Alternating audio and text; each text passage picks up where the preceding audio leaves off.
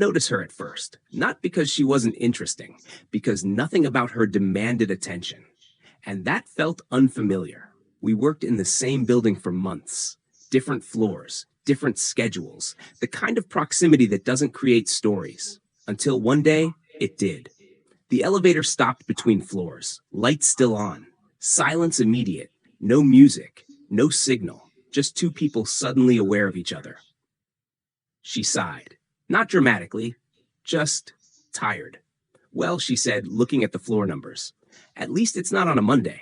I smiled, not because it was funny, because it was human. We didn't exchange names, didn't ask where the other was going. We just waited. 10 minutes passed, then 20. Time stretches when there's nowhere else to be. She leaned against the wall. I did the same. A careful distance between us. I usually fill silence, she said suddenly, but today I don't feel like it. Me neither, I replied.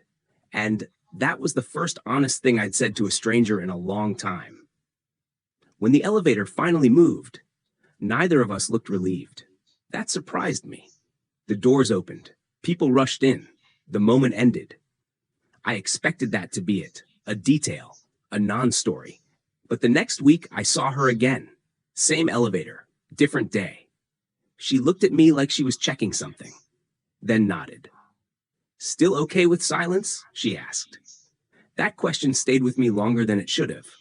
We started sharing rides. Not intentionally, not consistently, just enough to notice a pattern. We didn't flirt, didn't exchange numbers, didn't rush. Sometimes we talked, mostly we didn't.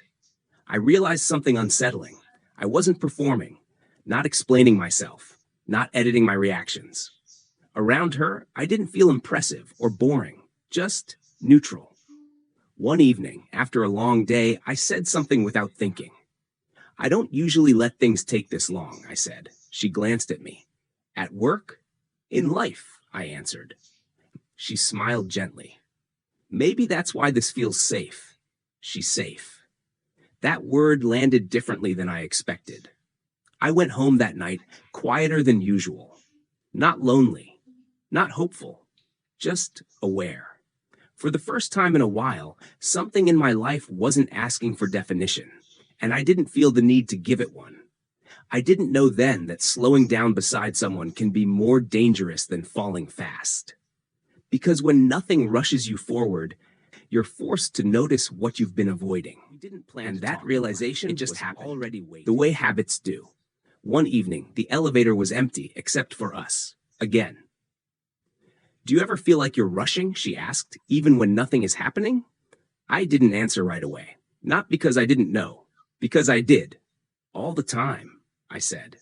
She nodded, not in agreement, in recognition. We started sitting together in the building's quiet lobby after work. Not every day, just on the days when neither of us felt like going home yet.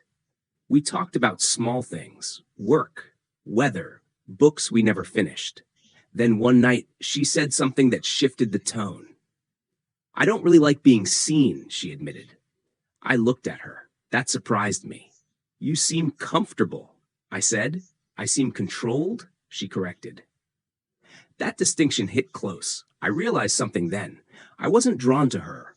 I was resting near her. And that felt dangerous. Because rest creates attachment. One night, walking out together, she stopped near the doors. Can I ask you something? She said. I nodded. Are we doing this? She asked, because it's easy or because it matters? The question stayed suspended between us. I don't know, I said, and meant it. She smiled slightly. Okay. That should have ended it, a polite boundary. Instead, it made everything sharper. I started noticing how much space she occupied in my thoughts. Not loudly, subtly. I caught myself timing my evenings, listening for the elevator. That scared me, because attachment had always been my cue to leave. One night, I said something I'd rehearsed too many times. I don't want this to turn into something I can't manage, I said. She didn't flinch. I don't want this to turn into something dishonest, she replied. We stood there. No raised voices, no anger. Just two people aware that comfort can turn into meaning without asking permission. She stepped back, just enough to change the distance. I like you, she said, but I don't want to be the pause before you run. That sentence stayed with me, not as pressure, as clarity. I went home alone, not rejected, not relieved. Just aware that slowing down had led me to a choice I wasn't ready to make yet.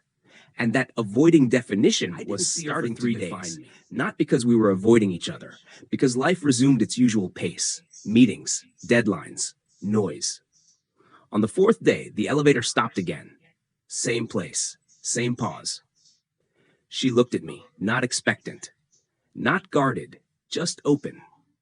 I was wondering, she said, if silence still feels safe to you. I exhaled. I think it's been hiding me, I answered. That was the truth. We didn't move when the doors opened. People waited. We stepped out together. Outside, the evening air was cool. We walked without direction. I don't know where this goes, I said. She nodded. I don't need a map, she replied. I just need you not to disappear. That sentence settled quietly between us. Not as a demand, as an invitation. I realized something then. For years, I'd used uncertainty as protection. If nothing was defined, nothing could be lost. But presence doesn't ask for certainty. It asks for attention. I can stay, I said. Not forever, not perfectly, just honestly.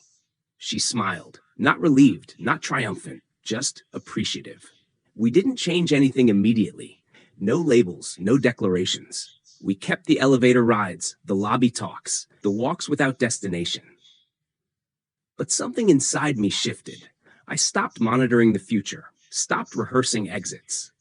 One evening, sitting beside her, I noticed I wasn't bracing, not preparing, not evaluating. I was just there.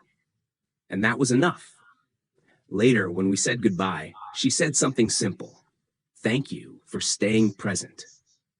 I realized then that presence wasn't about commitment. It was about courage. Not the courage to promise, but the courage to remain visible. Some connections don't need momentum. They need permission. And for the first time, I gave myself permission not to disappear.